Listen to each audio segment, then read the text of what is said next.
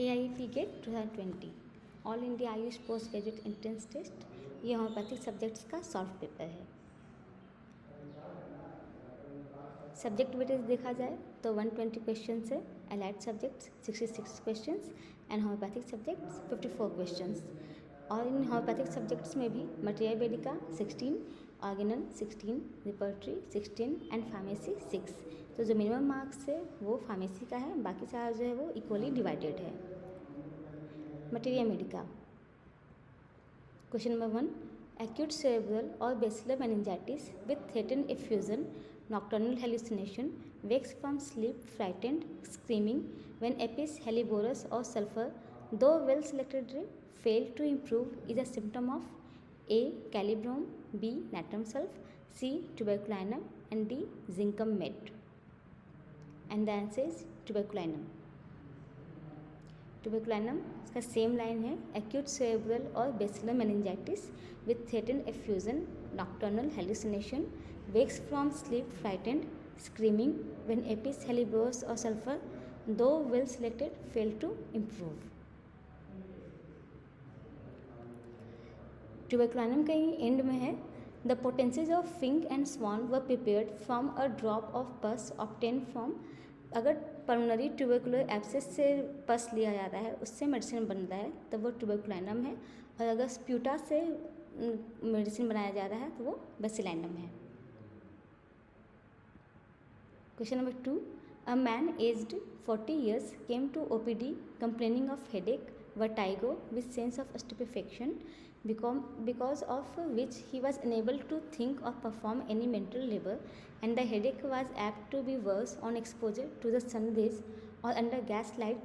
The patient was greatly depressed in spirits, wholly occupied with sad thoughts. The options are glonine, laccan, maccarb, natrum carb, and the answer is natrum carb. Natrum carb यानी carbonate of soda, इसका mental symptom inability to think और to perform any mental labour, causes headache, feels stupefied, intolerable melancholy and apprehension, is wholly occupied with sad thoughts, headache from slightest mental exertion from sun or working under gaslight। तो ये सारे symptoms नाट्रम carb का है। नाट्रम carb, ग्लोनाइन, lachesis, ये तीनों में gas light word है और लैकफेल में भी है, बट नाट्रम कार्ब, ग्लोनाइन और लेकेसिस में हेडेक होता है, headache from working under gas light, and लैकफेल में आई एक बाय गैस लाइट। तो अगर सिर में दर्द हो रहा है तो वो नाट्रम कार्ब, ग्लोनाइन और लेकेसिस है, अगर आँख में दर्द हो रहा है तब वो लैकफेल है। Question number 3, children pale, rachitis, dwarfed and stunted in growth, mentally dull and weak, is found in medorrhinum, psorinum, syphilinum और tuberculinum. The answer is medorrhinum. Children pale, rachitis, dwarfed and stunted in growth, mentally dull and week.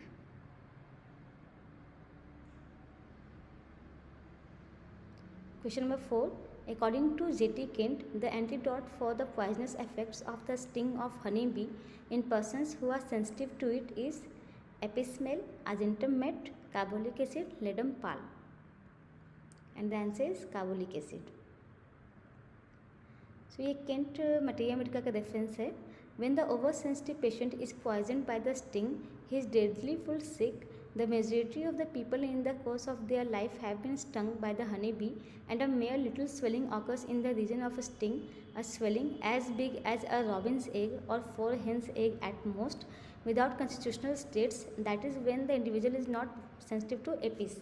यानी generally अगर किसी को बीज sting होता है तो चाहे वो बहुत बड़ा साइज़ में भी क्यों ना हो, बट बहुत ज़्यादा उसमें कंस्टिट्यूशनल कोई प्रॉब्लम नहीं आता है। और जबकि एपीस का पेशेंट जो होता है वो बहुत ज़्यादा सेंसिटिव होता है, उसमें बहुत सारे सिम्टम्स आते हैं। तो अगर ये सारे सिम्टम्स नहीं आ रहे हैं तो वो एपीस का पेशेंट नहीं है, क्योंकि एपीस का पेशेंट बहुत सेंसिटिव होता है। But you meet one who is sensitive to the sting of the honeybee, and if he gets one little sting on any place in his body, he comes down with nausea and anxiety that makes him feel that he is dying, and is about 10 minutes he is covered with urticaria from head to foot. He stings and burns and wants to be bathed in cold water. He fears that he will die. तो ये सब बहुत extreme symptom है जो कि Apis में मिलता है. I have seen all these symptoms come on after EPIS. The antidote for this is carbolic acid. But ये सारा जो सिम्टम है जो एपिस का है उसको एंटीडोट करेगा carbolic acid. So the answer is carbolic acid.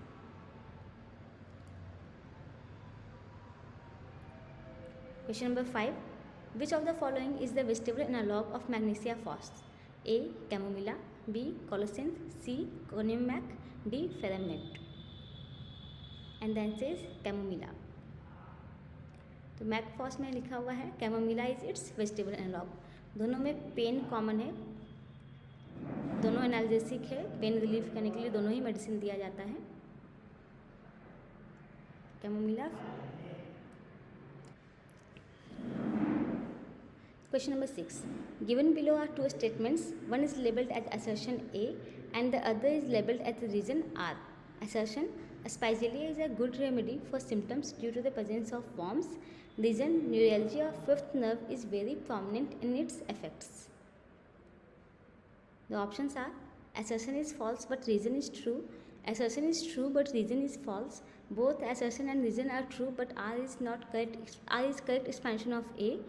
Both assertion and reason are true but R is not the correct expansion of A. And the answer is both assertion and reason are true but the reason is not the correct explanation of A. Aspergillia enthalmia, neuralgia of the fifth nerve is very prominent in its effect. A remedy for symptoms due to the presence of worms. तो ये दोनों line जो है वो अस्पाइजेलिया का है.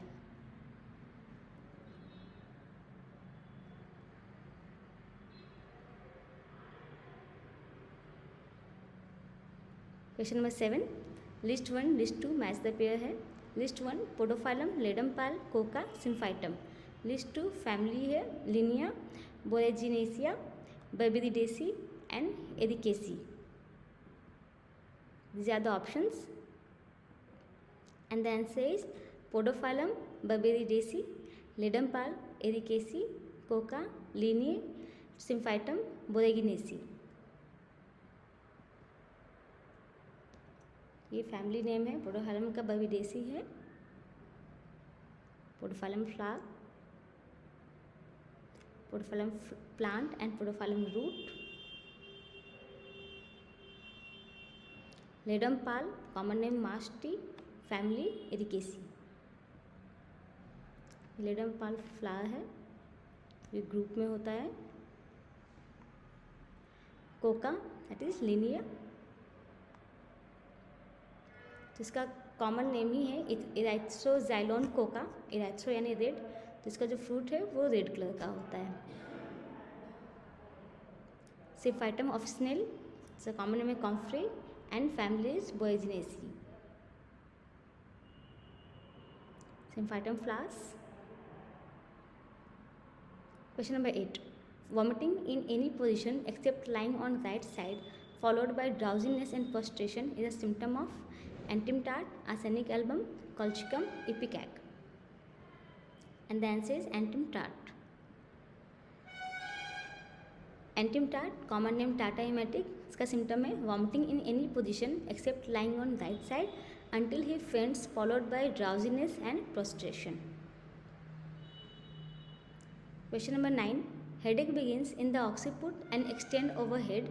Headache of school girls aggravated at 10 to 11 am or 4 to 5 pm. The indicated remedy is Calcarea phos, Macphos, Natramune, Sanicula.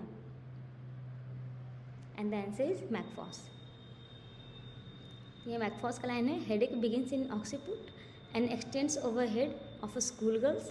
Aggravation 10 to 11 am or 4 to 5 pm. Question number 10. Loose cough with badly smelling sputa. The breath and sputa smell badly to the patient himself is characteristic feature of Casticum, Creosote, Soranum, Sanguinaria canadensis. And the answer is Sanguinaria canadensis. ये reference है leaders in homoeopathic therapeutics by doctor E.V. Nash. ये sanguinaria का symptom है loose cough with badly smelling sputa, the breath and sputa smelling badly to the patient himself. ये sanguinaria flowers, सैंगुइनेरिया root, सैंगुइनेरिया का common name ही है blood root, क्योंकि इसका जो root है उससे जो कंटेंट निकलता है वो ब्लड के जैसा होता है। 7 match list 1 with list 2। List 1 में सिम्टम्स है एंड लिस्ट 2 में मेडिसिन का नाम है। List 1 rheumatic troubles which are aggravated in fall or spring when the air is full of melting snow, affections from sudden surprises, especially joyful surprises, very emotional, dyspnea aggravated by sitting after sleep in room, emanated by dancing or walking rapidly, abuse of mercury in syphilis in massive doses, and medicine है coffea, Oromate, Calcarea phos, sepia. These are the options. And the answer is rheumatic troubles which are aggravated in fall or spring when the air is full of melting snow, ये कैलक्रिया FOSS का line है। Affections from sudden surprises, especially joyful surprises, very emotional, coffea.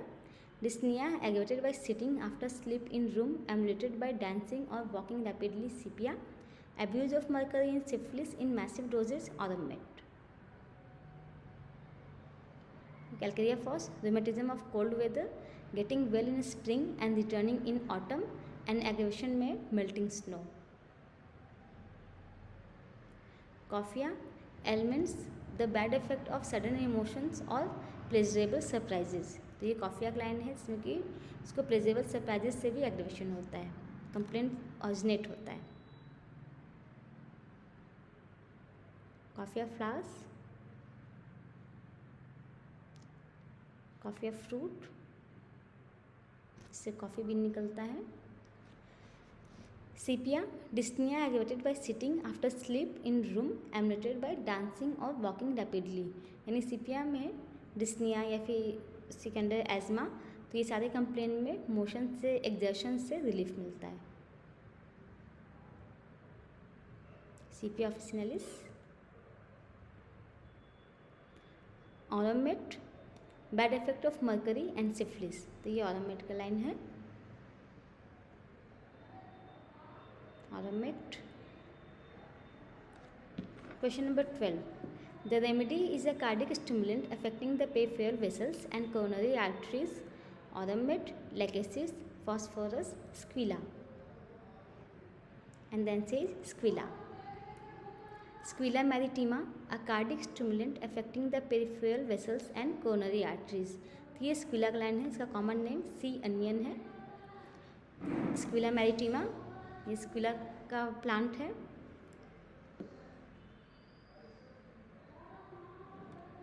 Question number 13, crops of a small boils intensely painful successively appear in the nose, green fetid pus is a symptom of Arnica montana, belladonna, hypersulfur, tuberculinum, and the answer is tuberculinum। Tuberculinum, crops of a small boils intensely painful successively appear in the nose, green fetid pus।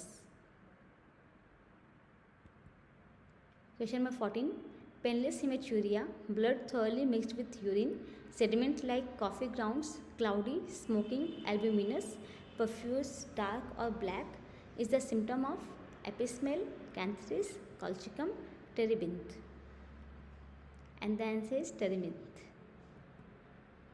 इतना variety of symptom जो है वो terebinth का ही है। तो terebinth oleum, इसका common name है oil of turpentine. Haematuria, blood thoroughly mixed with the urine, जो यूरिन से में मिक्सड रहेगा। Sediment like coffee ground, cloudy, smoky, albuminous, profuse, dark और black, painless. Terebinth oleum, which is also called turpentine tree, a small southern European tree which was formerly a source of turpentine।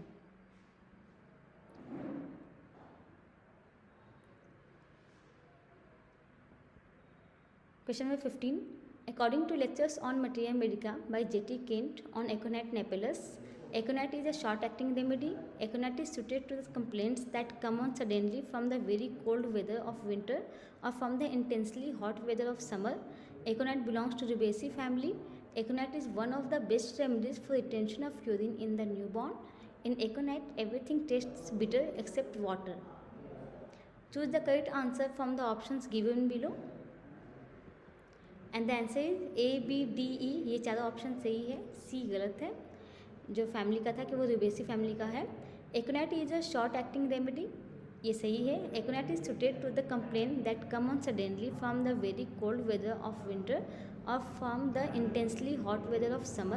Aconite is one of the best remedies for retention of urine in the newborn, and in Aconite everything tastes bitter except water. वो क्या symptoms एकोनाइट का है? Reference में Kent मटिया Medica का ये line है। Aconite is a short acting remedy, ये लाइन सही है। It is suited to the complaint that come on suddenly from the very cold weather of winter or from the intensely hot weather of summer. Line था aconite is suited to the complaint that come on suddenly from the very cold weather of winter और from the intensely hot weather of summer. Same line है, सीखा है। Aconite napellus family, aconite belongs to Rubiaceae family, ये statement गलत है, बल्कि Ranunculaceae family होगा। The retention of urine in the infant is so commonly an aconite condition that you will hardly ever need to use any other medicine. ये line भी aconite का है। Aconite is one of the best remedies for retention of urine in the newborn. Everything taste bitter except water, ये line भी इसी का है। In aconite everything taste bitter except water, same line है। Aconitum, एकोनाइट का जो नाम है ये ग्रीक वर्ड है जिसका मतलब होता है डार्ट और javelin, the tips of which were poison with the substance, जो पॉइजन है वो यूज़ किया जाता था, एकोनाइट यूज़ किया जाता था जो जैवलिन यानी जो भाला है या फिर जो डार्ट होता है उस पर लगा करके किसी को मारने के लिए।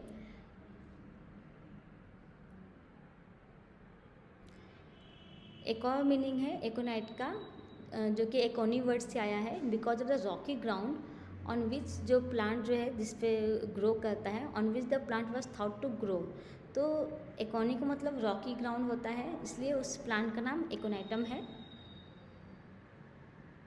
And napellus, napellus signifies the little turnip in the allusion to the shape, इसका जो शेप होता है वो टर्निप होता है, जो रूट होता है, तो allusion to the shape of the roots, तो टर्निप के जैसा होता है। नेपेलस का मतलब टर्निप होता है, इसलिए एकोनाइट का नाम एकोनाइटम नेपेलस है। एकोनाइट का एक और नाम वुल्फ्स बेन है, जो कि ग्रीक वर्ड है लैकोक्ट्रोनम, उससे लिया गया है, that means wolves Ben. It indicates the use of its juice to poison arrows or baits used to kill wolves. तो wolves को मारने के लिए जो एरो है या तो उसमें पॉइजन लगाया जाता था या फिर जो उसको चारा खिलाया जाता था उसको मारने के लिए, तो उसका जो बेट हुआ उसमें वो जहर मिलाया जाता था ताकि वो खाए और उसको किल कर सके, इसलिए एकोनाइट यूज़ होता था, that's why it is called wolves Ben. इसका एक और कॉमन नेम है मॉन्क्स हुड, ये एक इंग्लिश वर्ड है। जो एकोनाइट का फ्लावर होता है उसमें 5 सेपल होता है, उन सेपल में 4 एक जैसे होते हैं, बट जो 5वां होता है वो सबसे पीछे तरफ होता है और सबसे बड़े साइज़ का होता है। तो English word monkshood, one of the 5 blue coloured sepals, the posterior one, in the form of a helmet distinguishing the flower, तो जो 5वां होता है जो बड़ा होता है वो हेलमेट के जैसा कवर करता है, इसलिए इसको मॉन्क्स हुड कहते हैं। मॉन्क यानी monk like Buddha monk, and hood जो सिर के ऊपर, तो मॉन्क्स हुड जो 5वां पेटल है वो बहुत बड़ा रहेगा, एक हेलमेट के जैसा कवर करेगा, that's what is called Monks hood.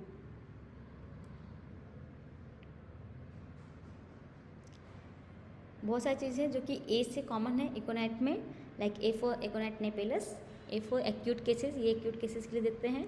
Atmospheric changes, उससे बहुत जल्दी इफेक्टेड होता है। एंजाइटी, बहुत ज़्यादा मेंटल डिस्ट्रेस होता है एकोनाइट में। Effort to go out, to go into a crowd, avoid any excitement, anguish of mind and body. Etiology, air exposure, dry or cold. Amenorrhea, after fright. Agony, tosses about. Aggravation, evening and night, lying on affected side. ये सारा एकोनाइट का symptoms है। Question number 16, match list 1 with list 2। List 1 में common name है and list 2 में medicine का नाम है। List 1 poke root, stone root, blood root, pink root. List 2 collinsonia, spigelia, phytolacca, sanguinaria. These are the options and the answer is poke root, Phytolacca, stone root, Collinsonia, blood root, Sanguinaria, pink root, Spigelia. Phytolacca decandra, इसको pokeroot बोलते हैं। Phytolacca is also called pokeroot और inkberry. Phyto means phyton यानी plant, lacca means red dye, decandra means deca में 10, andra यानी stamen. The plant with red dye present in the leaves, stems, roots, blossoms and its flower have 10 stamen। तो इसके flower में 10 stamen होता है, that's why it's called decandra. And red colour का इसका dye, इसमें डाई प्रेजेंट होता है, that's why it's called phytolacca. So phytolacca decandra. Collinsonia canadensis, इसका कॉमन नेम स्टोन रूट है, कॉलिन्सोनिया कैनेडेंसिस। सेमिनेरिया कैनेडेंसिस, इसका कॉमन नेम ब्लड रूट है, सेमिनेरिया का फ्लावर एंड सेमिनेरिया का रूट जो कि रेड कलर का होता है, जो फ्लूइड निकलता है, that's why it's called blood root. Spigelia and anthelmia, इसका कॉमन नेम है पिंक रूट। स्पाइजेलिया, इसका common name pink root, worm bush, worm grass है, क्योंकि वार्म्स के लिए स्पाइजेलिया दिया जाता है।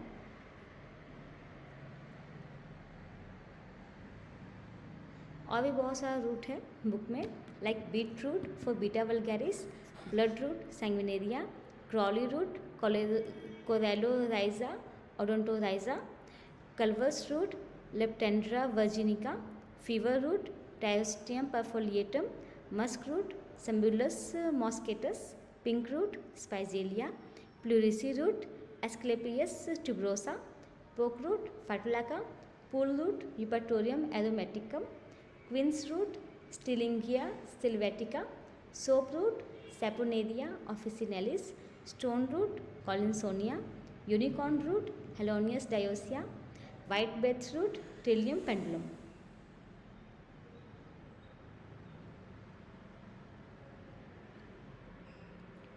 ऑल्सो बहुत सारा स्नेक रूट है, like black snake root cimicifuga racemosa, Brazil snake root aristolochia milhomens, button snake root eryngium aquaticum, European snake root asarum europium.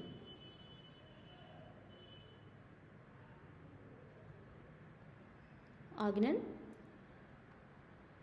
Question number 17. The apparent symptoms caused by excess of appropriate homeopathic remedy during the administration of 50 millisiemen scale of potencies are known as alternating symptom, keynotes, pathological generals, scene symptom.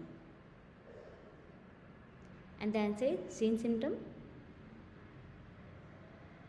Aphorism 248 में है, 6th edition में, the apparent symptom scene symptom caused by the excess of homoeopathic medicine, और ये 50 मिलीसिमल के लिए statement है। Question number 18. According to Hahnemann, so-called local maladies belong to class of animal magnetism, external one-sided diseases, indisposition, internal one-sided diseases. And the answer is external one-sided diseases. यह aphorism 185 में है, one-sided disease, an important place is occupied by so-called local maladies। तो local maladies जो है, यानी जो skin disease है, वो one-sided disease है और एक्सटर्नल है। one-sided disease with too few symptoms and chiefly of chronic nature, तो जिसमें 2 या 3 प्रिंसिपल सिम्टम मिले उसको one-sided disease बोलते हैं। ये 2 तरह का होता है, internal complain and external complain. Internal complain फिर फर्दर होगा फिजिकल कंप्लेन और मेंटल कंप्लेन, लाइक हेडेक है तो वो फिजिकल कंप्लेन है। मेंटल कंप्लेन के अंडर में आता है मेंटल डिजीजेज जो कि 210 से 230 तक है, जिसमें कि इसका एक एग्जाम्पल है इंसैनिटी। और एक्सटर्नल कंप्लेन में लोकल डिजीज़ है, लोकल डिजीज़ यानी कि लोकल मेलेडीज और skin diseases. Question number 19. A patient suffering from acute viral rhinitis responds to indicated homeopathic remedy with no aggravation whatever. This corresponds to which of the following Kent's observation? First, 4th, 9th, 10th. And then says 4th. Fourth observation, no aggravation with recovery of the patient. इसमें कोई aggravation नहीं होता है। Total 12 observation है, Kent observation. First है a prolong aggravation and then final decline of the patient.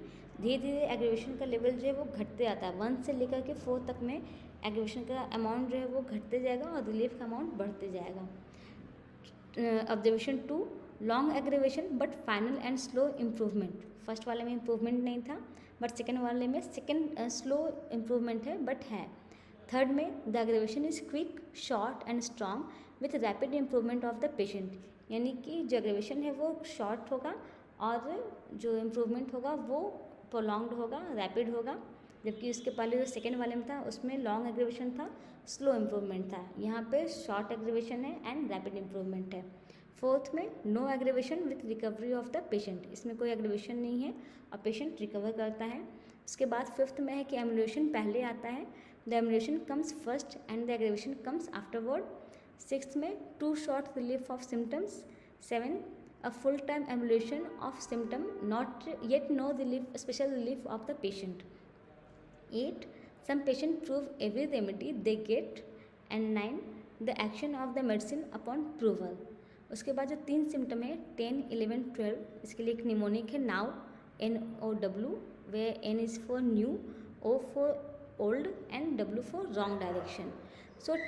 So 10 में new symptoms appear after the remedy. N यानी now का N that is new symptom, फिर O that is old symptom. So 11 में when old symptoms are observe to reappear and last now का that is W। So 12 में symptoms take the wrong direction. Question number 20, administration of analgesic in the patient suffering from pain in abdomen with vomiting, vertigo and dyspnoea is an example of A, mesmerism, B, psychical remedy, C, symptomatic treatment, D, totality of symptom. And the answer is symptomatic treatment. यानी सिर्फ symptom के basis पे बहुत ज़्यादा totality नहीं है, medicine दिया जाता है। Symptomatic treatment. In all times, the old school physicians, not knowing how else to give relief, have sought to combat and, if possible, to suppress by medicine here and there a single symptom from among a number of diseases. A one-sided procedure which, under the name of symptomatic treatment, has just excited universal contempt, because by it not only was nothing gained but much harm was inflicted. तो सिर्फ कुछ selected symptom पर medicine दिया जाता था, that is called symptomatic treatment. ये अगर homeopathic treatment होगा तो उसको सिम्टोमेटोलॉजिकल ट्रीटमेंट बोलते हैं। Question number 21, a child complains of colicky pain in abdomen, better by lying on abdomen with sour smelling stool. He wants constant attention and must be rocked or carried. The predominant miasm is A, soda, B, psychosis, C, syphilis, D, tubercular. And the answer is psychosis. The psychotic child is a sour smelling in all ways, even the stools smell sour. He wants constant attention. He must be rocked or carried. His colics are emanated from lying on the abdomen or from pressure. ये psychotic miasm का है। Question number 22. Which medical tricks refers to acute individual disease, homeopathic aggravation, inappropriately named chronic disease, nature's self-help of diseases? And the answer is nature's self-help in diseases. So, nature's self-help in diseases, that is which medical tricks? Question number 23. Which of the following is feature of second edition of Organ of Medicine? Contain 291 aphorism. Latin words orda separe were introduced. Published in 1810. Was translated in English by William Borick. And the answer is Latin words orda separe were introduced. तो content 291 एफोइज्म, ये statement गलत है क्योंकि 291 एफोइज्म last addition यानी कि 6th edition में था। Second edition में 318 एफोइज्म था और ब्रैकेट में 315 क्योंकि वो मिसप्रिंट था, तो वो स्टेटमेंट गलत है। पब्लिश इन 1810, तो सेकेंड एडिशन 1810 में नहीं आया था, 1819 में आया था। फर्स्ट एडिशन जो था वो 1810 में आया था, तो ये स्टेटमेंट भी गलत है। लैटिन वर्ड्स ऑर्डर सेपरे वर इंट्रोड्यूस्ड, ये स्टेटमेंट सही है, ये ऑर्डर सेपरे वर्ड इसमें ऐड किया गया था। पहले एक पोएम था दैट इज़ गेलर्ट्स पोएम, तो फर्स्ट एडिशन में वो था, सेकेंड एडिशन में ऑर्डर सेपेरे डाला गया था which means dare to be wise. The stanza of Gellert poem was replaced by 2 words ऑर्डर sapere which remain in all succeeding edition. तो सेकेंड से लेकर के second, third, fourth, fifth, six सारे में ऑर्डर सेपेरे वर्ड ही था। Was translated in English by William boric, ये स्टेटमेंट भी गलत है। Question number 24, given below are two statements, one is labeled A and the other is R, that is reason. So assertion, the best proving of pure effects of simple medicines are those which a healthy, unprejudiced and sensitive physician institutes on himself with all caution. Reason, stimulating drinks, spices and herb soaps should be given regularly to prover during drug proving. These are the options and the answer is assertion is correct but reason is not correct. Aphorism 141 में है, but the best provings of pure effects of simple medicine are those which are the healthy unprejudiced and sensitive physician institutes on himself with all the caution. जो best prover होता है वो physician होता है, तो वो अपने आप पे ड्रग प्रूविंग करे।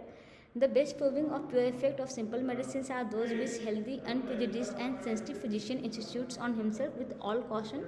ये स्टेटमेंट सही है, एफोजम 141 में लिखा हुआ है। जबकि एफोजम 125 में ड्रग प्रूविंग के ड्यूरिंग डाइट के लिए था। तो जो फूड है it should be distribute of spice, distribute of spice यानी कि उसमें स्पाइस नहीं होना चाहिए, हर्ब सूप नहीं होना चाहिए, ये सारी चीज़ को अवॉइड करना है। The drinks are to be those usually partaken of as little stimulating as possible, तो कम से कम वो स्टिमुलेटिंग होना चाहिए। तो stimulating drinks, spices and herb soup should be given regularly to prover during drug proving. ये स्टेटमेंट गलत है, स्टिमुलेटिंग ड्रिंक नहीं देना है, स्पाइसेस नहीं देना है, हर्ब सूप नहीं देना है। देना क्या है, young green peas, green French beans और बॉइल्ड पोटैटो, ये सारा दे सकते हैं क्योंकि ये सब लीस्ट मेडिसिनल वेजिटेबल है। Question number 25, given below are 2 statements, assertion and reason. Assertion है Hahnemann administered small dose of aconite as genus epidemicus in epidemic of smooth scarlatina in Koningslutter in 1801, and reason है Hahnemann has given direction for investigating the totality of symptoms of epidemic diseases in organ of medicine. These are the options. Assertion is false but reason is true. Assertion is true but reason is false. Both assertion and reason are true and reason is correct explanation of assertion, and both assertion and reason are true but reason is not the correct explanation of assertion. And the answer is assertion is false but reason is true. So Hahnemann has administered small dose of aconite as genus epidemicus in epidemic of smooth scarlatina in Koningslutter in 1801. ये statement गलत है। एकोनाइट दिया गया था पर्प्यूरिया मिलेरिस के लिए और ये स्केलेटना के लिए दिया गया था बेलाडोना। फिर सेक्शन 104 में है एपिडेमिक डिजीज़ में टोटलिटी ऑफ सिम्टम लेकर के स्टार्टिंग में मेडिसिन दिया गया था। उसके बाद फिर फर्दर कुछ पेशेंट को देख करके, एक लार्ज अमाउंट ऑफ पेशेंट को देख करके, हर तरह के पेशेंट लाइक हर जेंडर के, हर एज ग्रुप के, उसके बाद एक मेडिसिन सेलेक्ट किया गया दैट इज़ जीनस एपिडेमिकस। बाद में उस जीनस एपिडेमिकस को एज ए क्यूरेटिव मेडिसिन भी दिया गया और एज ए प्रिवेंटिव भी दिया गया। सो एपिडेमिक डिजीज़ में टोटलिटी ऑफ सिम्टम लिया गया, उसके बाद हुआ था। So Hahnemann has given directions for investigating the totality of symptoms of epidemic disease in Organon of medicine. ये स्टेटमेंट सही है। क्वेश्चन नंबर 26, 2 स्टेटमेंट है। Statement 1, the symptoms appear during apyretic interval of intermittent fever must be chief guide for the selection of most appropriate homoeopathic remedy. Statement 2, a patient suffering from intermittent fever should be administered appropriate homeopathic remedy in the beginning of paroxysm. These are the options. Both the statement 1 and 2 are correct. Both the statement 1 and 2 are incorrect. Statement 1 is correct but statement 2 is incorrect. Statement 1 is incorrect but statement 2 is correct. And the answer is statement 1 is correct but statement 2 is incorrect. Aphorism 235 में है, the symptoms of patient's health during the interval when he is free from fever must be the chief guide of the most appropriate homeopathic remedy. यानी जब patient को fever नहीं है उस phase का जो सिम्टम है वो सबसे ज़्यादा इंपॉर्टेंट होता है। So the symptoms appearing during a pyrectic interval of intermittent fever must be chief guide for the selection of most appropriate homeopathic remedy. ये statement सही है. And a patient suffering from intermittent fever should be administered appropriate homeopathic remedy in the beginning of paroxysm. ये statement गलत है, क्योंकि वो beginning में नहीं दिया जाता है, बल्कि जब एपायरेक्सिया फेज होता है आफ्टर द अटैक उस समय दिया जाता है. और अगर आफ्टर अटैक का जो फेज़ है वो अगर बहुत शॉर्ट है, जो इंटरवल है दो फीवर के बीच में, वो अगर शॉर्ट रहता है तो फीवर के डिक्लाइन फेज में मेडिसिन दिया जाता है, बट बिगनिंग में कभी नहीं दिया जाता है. उससे कंप्लेन और ज़्यादा एग्रीवेट करेगा.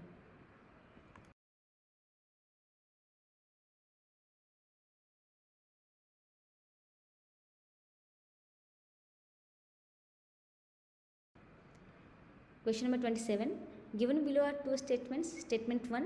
Alternating actions of medicine is the alternating state of various paroxysm of its primary action. Statement 2. Homeopathic cure takes place during alternating action of medicine. These are the options. And the answer is statement 1 is correct, but statement 2 is false. Aphorism 115 में है, the alternating state of the various paroxysm of the primary action, they are termed alternating action. So alternating action of medicine is the alternative state of various paroxysm of its primary action. ये statement सही है. जो alternating action है वो एक primary action है. Aphorism 64 में है, to make its superior power available in the extinction of the change wrought in it from without, in the place of which it substitutes its normal state, secondary action और curative action. यानी कि जो treatment होता है, patient जो cure होता है वो सेकेंडरी एक्शनों में होता है. सेकेंडरी एक्शन में भी दो फेज होता है, क्यूरेटिव एंड काउंटर एक्शन. तो काउंटर एक्शन अपोजिट हुआ, काउंटर एक्शन ना होकर के क्यूरेटिव एक्शन में होता है. और प्राइमरी एक्शन में कभी भी क्योर नहीं होता है, ये सेकेंडरी एक्शन में होता है. तो जो स्टेटमेंट है homoeopathic cure takes place during alternating action of medicine, ये स्टेटमेंट गलत है.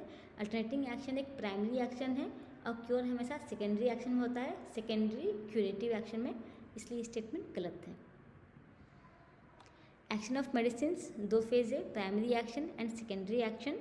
सेकेंडरी एक्शन भी दो तरह का होगा, secondary counter action and secondary curative action. Secondary counter action observe during antipathic mode of treatment, जिसमें कि जस्ट अपोजिट इफेक्ट आता है. And secondary curative action observe during homeopathic mode of treatment, जिसमें कि क्योर होता है. Question number 28. Consider the following statements regarding magnets and mesmerism. Hahnemann never recommended power of magnet for the healing purposes. According to Hahnemann, too violent action of magnets can be antidoted by application of plate of polished zinc. Mesmerism is performed by massaging hands and feet of the patient. Negative mesmerism can be used to rouse patient from somnambulic sleep. These are the options. And the answer is B and D. B and D statement सही है. According to Hahnemann, too violent action of magnets can be antidoted by application of plate of polished zinc. Negative mesmerism can be used to rouse patient from somnambulic sleep. The powers of magnet for healing purposes can be employed with more certainty according to the positive effects detailed in Materia Medica Pura under north and south pole of a powerful magnetic bar. तो Hahnemann never recommended power of magnet for healing purposes, ये statement गलत है. Hahnemann power of magnet for healing purposes के लिए उसको suggest किए हैं. Aphorism 287. Magnet के लिए antidote to a too little action, the application of a plate of polish zinc will suffice. यानी पॉलिश जिंक यूज़ कर सकते हैं अगर बहुत ज़्यादा इफेक्ट हो गया तो. According to Hahnemann, too violent action of magnets can be antidoted by application of plate of polished zinc. ये स्टेटमेंट सही है. एफोरिज्म 289 में है, mesmerism by making a very rapid motion or the flat extended hand held parallel to and about an inch distant from body from top of the head to tips of the toes. तो mesmerism का process है कि वो एक rapid motion होता है और flat extended hand जो होगा वो फ्लैट होगा, एक्सटेंडेड होगा, उसको बॉडी से पैरेलल रखते हैं, लगभग 1 इंच की दूरी पे रखते हैं, टच नहीं करता है, 1 इंच का दूरी रहता है, और ऊपर से नीचे की तरफ करते हैं, top of head to tip of toe. So ये जो स्टेटमेंट है, mesmerism is perform by massaging hands and feet of the patient, ये स्टेटमेंट गलत है। मसाज में टच होगा, यहाँ पे एक डिस्टेंस आता है, 1 इंच डिस्टेंस रहेगा। Aphorism 289, use to rouse from the somnambulistic sleep, negative mesmerism के लिए ये स्टेटमेंट सही है। Negative mesmerism can be use to rouse patient from somnambulistic sleep. Question number 29, match list 1 with list 2। List 1 Broussais, Lord Bacon, C C Hering, Boenninghausen. List 2 inductive logic, doctrine of analogy, blood letting, first homoeopathic educational institution. These are the options, and the answer is Bruzo, bloodletting, Lord Bacon, inductive logic, C.C. Herring, first homeopathic educational institution, Bonninghausen, doctrine of analogy। सो ब्रूजो का ब्रूजो method था, जिसमें कि blood letting leeches को body पे लगाया जाता था और वो ब्लड को सक करता था, और ऐसा माना जाता था कि जो ब्लड है उससे बॉडी का जो इम्प्योरिटी है, जो डिजीज़ कॉज कर रहा है, वो सारा कंटेंट बाहर जाएगा और पेशेंट को रिलीफ होगा, बट ऐसा होता नहीं था obviously. Inductive logic lord Bacon के द्वारा दिया गया था। This method was originated by lord Bacon. Herring, C.C. Herring, he founded the North American Academy of Homeopathic Medicine in Allentown, Pennsylvania, the first homeopathic medical school in the United States। Photo है C. Herring का। बोनिंगहॉसन का doctrine of analogy था। Doctrine of analogy, Bonninghausen, analytical mind came to the conclusion that to complete the symptom, the local modalities, sensation pertaining to one part should be applied to the other part. Thus, he raised local symptoms to a general level, which could be used for the whole person. This principle is also called doctrine of grand generalization। तो doctrine of analogy को ही doctrine of grand generalisation कहते हैं, यानी जो complain एक part के लिए वो पूरे बॉडी को रिफ्लेक्ट कर रहा है, that is a general symptom. Question number 30, in which of the following aphorism Hahnemann mentioned about the indiscriminate use of high potencies that bring about dangerous consequences? Aphorism 275, 276, 277, 278, and the answer is aphorism 276. Aphorism 276, a medicine, even though it may be homeopathically suited to the case of disease, does harm in every dose that is too large। The more harm the larger the dose. यानी कोई homeopathic medicine है, अगर वो suited medicine है, वो medicine का selection सही हुआ है, बट अगर उसको लार्ज डोज में दे रहे हैं तभी वो हार्म करेगा। तो जितना ज़्यादा लार्ज डोज होगा उतना ज़्यादा हार्म होगा। Question number 31, in case of proving of narcotic substances the symptoms are observe during which action of medicine? Alternating, concordance, primary, secondary, and the answer is secondary। Aphorism 113, narcotic medicine में इसका secondary action देखते हैं। तो सारे में primary action देखा जाता है, जितना भी ड्रग होता है सारे मेडिसिन में, एक्सेप्ट नार्कोटिक में, क्योंकि only exception to normally primary में होता है प्राइमरी एक्शन, बट इसमें सेकेंडरी हो रहा है। The only exception of this are the narcotic medicine, as they in their primary action take away sometimes the sensibility and sensation, sometimes the irritability. It frequently happens that in their secondary action, even from the moderate experimental dose on healthy bodies, an increased sensibility is observable। तो ये सारा complain जो है, like sensibility, sensation, irritability, ये सारा चला जाता है, जिससे कारण कि वो प्रॉपर ड्रग प्रूविंग नहीं होगा, दैट्स वाई सेकेंडरी एक्शन देखते हैं। एफोरिज्म 114 में है, with the exception of this narcotic substances in experiments with moderate dose of medicine on healthy bodies we observe only their primary action. तो सारे में primary action देखा जाता है, एक्सेप्शन है नार्कोटिक जिसमें कि सेकेंडरी एक्शन देखा जाता है। Question number 32, given below are two statements, statement 1, statement 2। Statement 1, Hahnemann masterly work chronic disease, their peculiar nature and their homeopathic cure, describe the nature and cause of chronic diseases along with their homeopathic treatment। Statement 2, in the chronic diseases Hahnemann stressed upon the use of anti-miasmatic remedies and the maxim sessente causa sessent effectus। These are the options. And the answer is both statement 1 and statement 2 are correct. Hahnemann का ये chronic disease का line है, in his literally style would be an unpardoned distortion of the most preeminent figure in all medical history in that portion of his work in which Hahnemann considers the nature and the treatment of chronic diseases in general and of the SORA in particular. तो chronic disease के nature के बारे में Hahnemann बताए हैं इस book में, ये स्टेटमेंट सही है. And cessante causes cessante effectus, meaning when the cause ceases the effect ceases. Cessante causes cessante effectus means when the cause ceases the effect ceases, यानी जो cause है जब वो रिमूव हो रहा है, वो खत्म हो रहा है, तो जो इफेक्ट है यानी कि जो सिम्टम्स है वो भी खत्म हो जाएगा और पेशेंट क्योर हो जाएगा. Repertory. Question number 33. In which chapter of Bonninghausen's therapeutic pocketbook insanity is mentioned? Aggravation, intellect, mind, sensation. And the answer is intellect.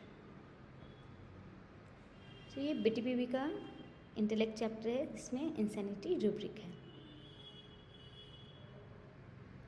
Question number 34. Pyromania is mentioned in which repertory? A. Boericke repertory, B. Boger Boenninghausen characteristic and repertory यानी BBCR, C. Kent's repertory, D. Therapeutic pocket book. And the answer is Boger Boenninghausen characteristic repertory. BBCR में mind में rubric है pyromania. Pyromania means it is an obsessive desire to set fire to things, यानी कोई भी चीज़ है उसमें आग जला देना, that is pyromania. Question number 35. Which of the following cross reference is given for the rubric absent minded in Kent's repertory? Abstraction of mind, answer slowly, forgetful, memory weakness of. And the answer is forgetful. Kent repertory में mind chapter, उसमें जो rubric है absent minded and फिर bracket में है compare forgetful. So the answer is forgetful. Question number 36. First English repertory was published in Allentown by A. Lippe, C. Hering, C. Lippe, T.F. Allen. And the answer is C. Hering, Constantine Hering. In 1838, a repertory published in Allentown Academy by C. Herring. This first English repertory was published in Allentown. Statement सही है. Question number 37. Given below two statement, assertion है give different kinds of sensation or pain if noticed at many parts can be taken as general. Reason है all the rubrics mentioned in sensation and complaint in general in BBCR are not pathological general. These are the options. And the answer is both assertion and reason are correct, but reason is not the correct explanation of assertion. So different kinds of sensation or pain if noticed in many parts can be taken as general. ये statement सही है. And all the rubrics mentioned in sensation and complaint in general are not pathological general. तो ये statement भी सही है, क्योंकि बहुत सारे जो सेंसेशन है लाइक 2-3 जगह एक ही तरह का अगर कंप्लेंट मिल रहा है तो उसको जनरल में लेते हैं. अगर वाट है तो हाथ पे भी है, पैर पे भी है, फेस पे भी है, तो अगर ज़्यादा जगह पे मिल रहा है तो उसको जनरल लेते हैं. पेन भी है तो अगर 3-4 पार्ट से ज़्यादा में मिल रहा है तो उसको जनरल में कंसीडर किया जाता है. तो अगर एक जैसा सेंसेशन है और अलग अलग जगह पे आ रहा है तो वो जनरल होगा. वैसे ही all the rubric mentioned in sensation and complaint in general in BBC are not pathological general. ये स्टेटमेंट सही है. Pathological general sensation and complaints chapter में है, बट सारे रूब्रिक जो है वो पैथोलॉजिकल जनरल है, ऐसा नहीं है, बाकी रूब्रिक्स भी हैं. So reason is not the correct explanation of assertion. दोनों स्टेटमेंट सही है बट दोनों का कोई वैसा रिलेशन नहीं है. Question number 38. Statement 1 awkwardness is mentioned in extremities section of Kent's repertory. Option S. Statement 2 awkwardness is mentioned in mind section of BBCR. These are the options, and the answer is both statement 1 and statement 2 are correct. Extremities में Kent repertory में extremities में awkwardness दिया हुआ है, and mind में है awkwardness BBCR में। Awkwardness यानी कि कोई भी चीज़ अगर हम होल्ड कर रहे हैं तो वो हाथ से गिर जा रहा है, that is awkwardness. Question number 39, sucking the thumb is mentioned in which chapter of Boger Bonninghausen characteristic repertory, that is BBCR, mind, mouth, sensorium, upper extremities, and the answer is upper extremities। तो ये BBCR का है, upper extremities में rubric है sucking the thumb। Question number 40, the only remedy mentioned in Bonninghausen's therapeutic pocket book for aggravation from lemonade is antidote, belladonna, hypersulfur, selenium, and the answer is selenium। तो BTPV में aggravation, उसमें food and drinks, उसमें आएगा lemonade, उसके लिए single medicine है, that is selenium. Question number 41, how many gradation of medicine is given in the homoeopathic therapeutic of diarrhoea by James Bell? Option है 4, 1, 3, 2। The answer is 4। Total 4 gradation है Bell's diarrhoea repertory में। The homoeopathic therapeutics of diarrhoea by James B Bell, that is JB bell. The remedies are use in 4 grades. तो 4 grade है जिसका marks है 4, 3, 2, 1। Typography है bold, italic, roman and roman in parenthesis और bracket. Question number 42, how will you arrange the rubric for sciatica pain which is aggravated in the morning according to Kent's repertory? Sciatica, extremities, lower limbs, pain, morning. Here are the options and the answer is, सबसे पहले extremity जो chapter है वो extremity है, उसके बाद rubric आएगा pain, फिर lower limb, sciatica, then morning. So extremities chapter, उसमें पेन, लोअर लिम, उसमें साइटिका एंड उसके अंडर में मॉर्निंग। सो BDCAE ये एक्चुअल सीक्वेंस होगा, extremities, pain, lower limb, sciatica, morning. Question number 43, match list 1 that is rubric with list 2 that is chapter. List 1 rubric है aura epileptica, diarrhoea sensation as if would come on, diarrhoea in children, abducted lies with limb, and list 2 है abdomen, extremities, stomach, rectum. These are the options and the answer is aura epileptica stomach में मिलेगा, diarrhoea sensation as if would come on abdomen, diarrhoea in children, rectum, abducted lies with limbs, extremities. Stomach में aura epileptica है जो कि felt as solar plexus, उसके बाद फिर ये क्रॉस रेफरेंस है in epileptic aura. So epileptic aura stomach chapter में ही है। एब्डोमेन में है diarrhoea sensation as if would come on. Rectum में डायरिया चिल्ड्रेन, डायरिया जो रूब्रिक है वो रेक्टम में है, जो सारा जो कॉमन जो भी सिम्टम रूब्रिक है डायरिया का, उसमें इसके अंडर में आएगा चिल्ड्रेन। एक्सट्रीमिटीज़ में है एब्डक्टेड लाइज विथ लिम्स, तो एक्सट्रीमिटीज चैप्टर में होगा। Question number 44, list 1 with list 2 match the pair है। लिस्ट 1 में बुक का नाम है एंड लिस्ट 2 में राइटर है। List 1 Kent's repertory general, homoeopathic medical repertory, the phoenix repertory, repertorium universale. List 2 में है Robin Murphy, JPS Bakshi, Roger van Zandvoort, Kunzli Jost. These are the options and the answer is Kent's Repertorium General, Kunjli Jost, Homeopathic Medical Repertory, Robin Murphy, the Phoenix Repertory, JPS Bakshi, Repertorium Universal, Roger von Vandervoort। सो 1990 में कुंजली Jost का Kant's रिपर्टोरियम general आया था, उसी समय gentry का repertory भी आया था। सो कुंजली जोस्ट केंट्स रिपर्टोरियम जनरल। 1993 में Murphy repertory, robin Murphy, homeopathic medical repertory. 1999 में बख्शी, JPS बख्शी, जिसका फिनिक्स रिपर्टरी था। 2003 रॉजर वॉन जैंडरवुड, रिपर्टोरियम यूनिवर्सल। कि याद करने के लिए फिनिक्स रिपर्टरी का जो राइटर है वो है JPS बख्शी। तो फिनिक्स जो है वो एक बर्ड है, it is a mythological bird, जिसमें कि ये बर्ड कभी मरता नहीं है। It is a immortal bird कि जब ये बूढ़ा होता है फिर अपने एशेज से ही, अपने ही राख से फिर ये दोबारा ग्रो करता है। तो ये एक माइथोलॉजिकल बर्ड है। तो बर्ड यानी कि एक पक्षी है, तो सिंपली याद करने के लिए फिनिक्स एक पक्षी है and the writer is Bakshi. तो ये राइमिंग वर्ड है, पक्षी and Bakshi. So the phoenix repertory is JPS Bakshi. Question number 45. Which of the following chapter in Kent's repertory doesn't start with the rubric daytime? Cough, expectoration, generality, respiration. यानी कौन सा chapter है इसमें कि फर्स्ट रूब्रिक डे टाइम नहीं है? किसी तीन में जो पहला रूब्रिक है वो डे टाइम है, किसी चौथे में नहीं है। And the answer is respiration.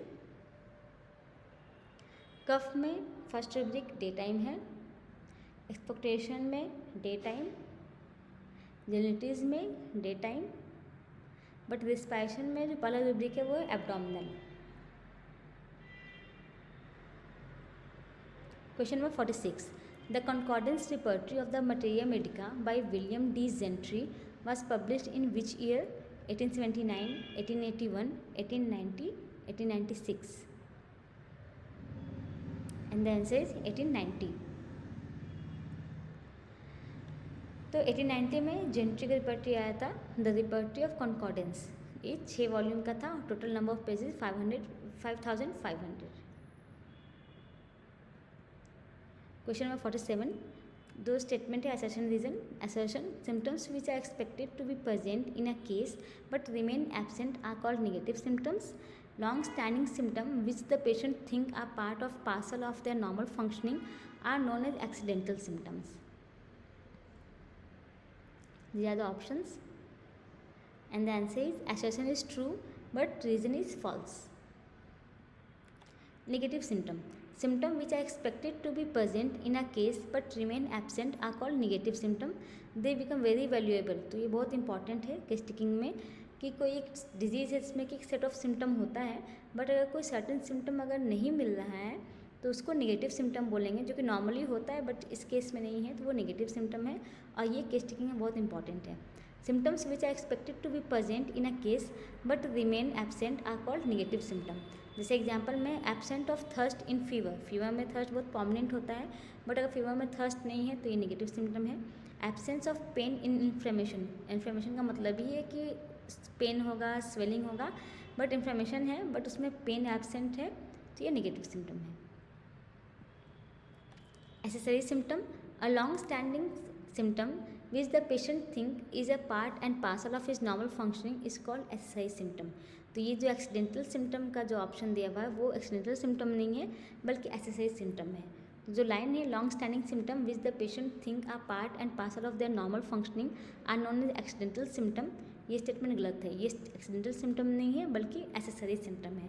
Accessory symptom कोई पेशेंट है वो बहुत टाइम से किसी कंडीशन से सफ़र कर रहा है और वो इतना ज़्यादा हैबिचुअल हो गया है कि वो उसको अपना लाइफ का एक पार्ट समझने लगा है, और जब केस टेकिंग में पेशेंट से पूछा जाता है तो वो उस चीज़ को नेगलेक्ट कर देता है, उसके बारे में नहीं बताता है कि अब तो वो बहुत कॉमन है, वो तो उसको आदत हो गया उस चीज़ का, जबकि वो सिम्टम बहुत इंपॉर्टेंट है केस टेकिंग में। तो ऐसे सिम्टम इंपॉर्टेंट है।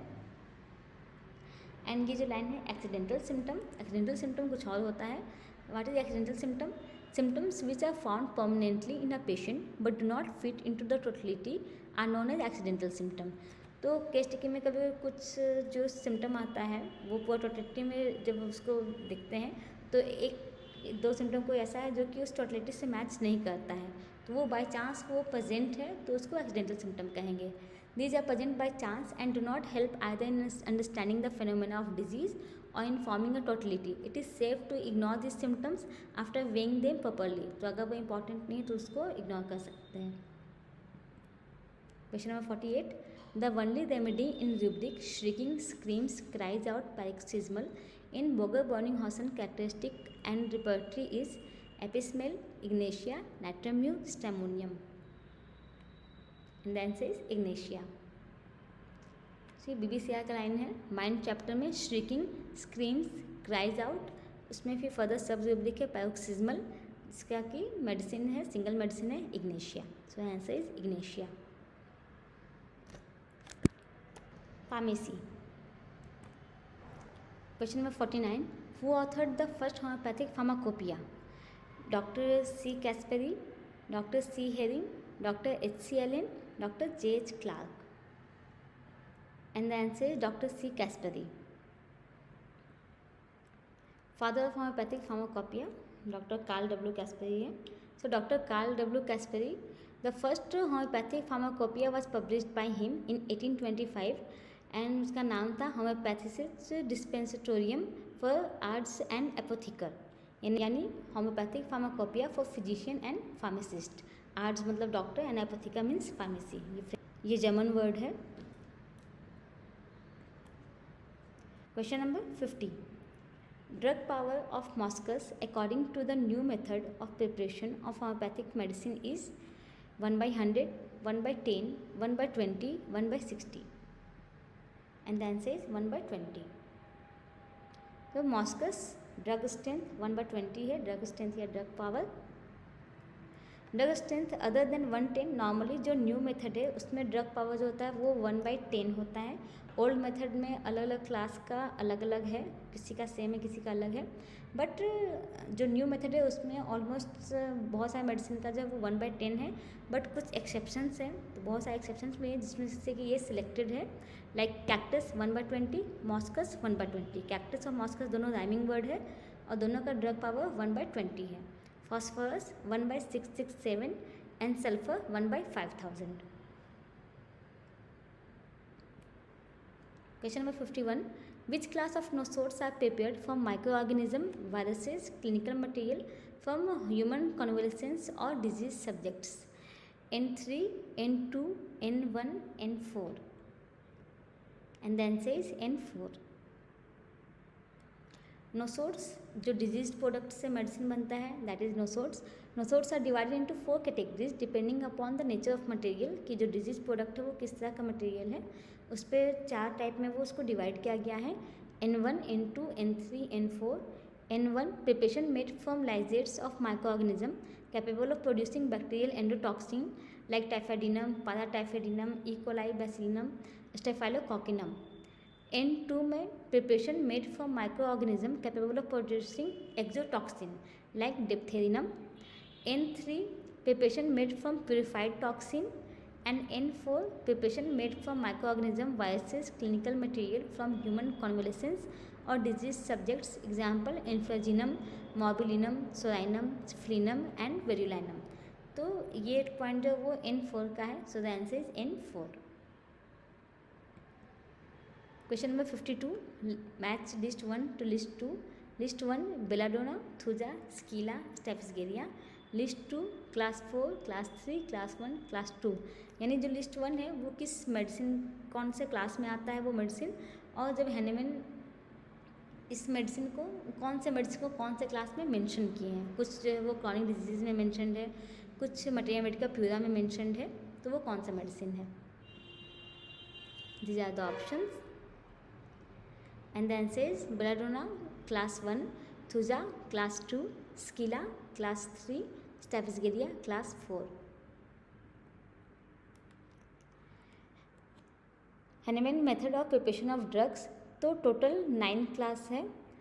तो क्लास 1 में fundamental rule materia medica pura में मेरा बेलाडोना है, क्लास 2 में थुजा, क्लास 3 में स्कीला, क्लास 4 में स्टाइफिसगेरिया एंड स्पाइजेलिया। ऑप्शन में सिर्फ स्टाइफिसगेरिया था, सो स्टाइफिसगेरिया, अदरवाइज दोनों हैं स्टाइफिसगेरिया एंड स्पाइजेलिया दोनों। 5A nitromur, 5B acid phos, 6A guaiacum, 6B merc cor, 7 arsenic met, 8 petroleum, 9 agaricus.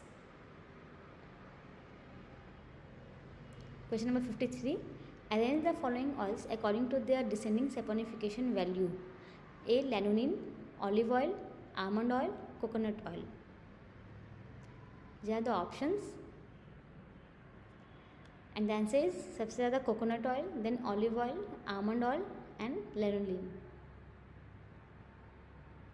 Determination of saponification value. The saponification value is the number of milligram of potassium hydroxide to neutralize the fatty acid resulting from the complete required hydrolysis of 1 gram of the oil or fat when determined by the following method. तो potassium hydroxide जब add करते हैं fatty acid में, उसको neutralise करने के लिए कितना अमाउंट यूज़ हो रहा है, उसके बेसिस पे सैपोनिफिकेशन वैल्यू निकाला जाता है. ऑलिव ऑयल 200 है, almond oil 188 to 196, coconut oil 250, sesame oil 188 to 195, lanolin जो कि उल से बनता है, उल फैट 96 से 106, स्पर्मेसिटी 120 टू 136. तो कोकोनट ऑयल 250 सबसे ज़्यादा है, फिर olive oil 200, almond oil 196 and सबसे कम lanolin that is 96 to 106. Lanolin में पेनिट्रेटिंग पावर बहुत ज़्यादा होता है स्किन के थ्रू पेनिट्रेट करने का. क्वेश्चन नंबर 54, दो स्टेटमेंट है. Statement 1, an ideal prescription consist of 4 parts that is superscription, inscription, subscription and signature. Statement 2 है, signature part of prescription gives direction to be given to the patient regarding the administration of the drug. These are the options and the answer is both statement 1 and statement 2 are true. Different part of prescription. An ideal prescription consists of 4 parts: the superscription, inscription, subscription and signature. तो ये statement सही है. Signature में this direction to the patient दिया जाता है. So signature part of prescription gives direction to be given to the patient regarding the administration of the drug. तो ये लाइन भी सही है क्योंकि पेशेंट को डायरेक्शन दिया जाता है. जबकि सब इंस्क्रिप्शन में जो डिस्पेंसर है उसका डायरेक्शन लिखा हुआ है कि मेडिसिन कैसे बनेगा, कौन से व्हीकल में बनेगा. This are the references. Pharmacy Mandal and Mandal जो टेक्स्ट बुक है, repertory S K. Tiwari, Kent, BBCI, BTPB, organon, आरी डजन, A K. Das, part 1 to 3, materia medica, एलिंस्की notes, Boericke materia medica and Kent materia Medica.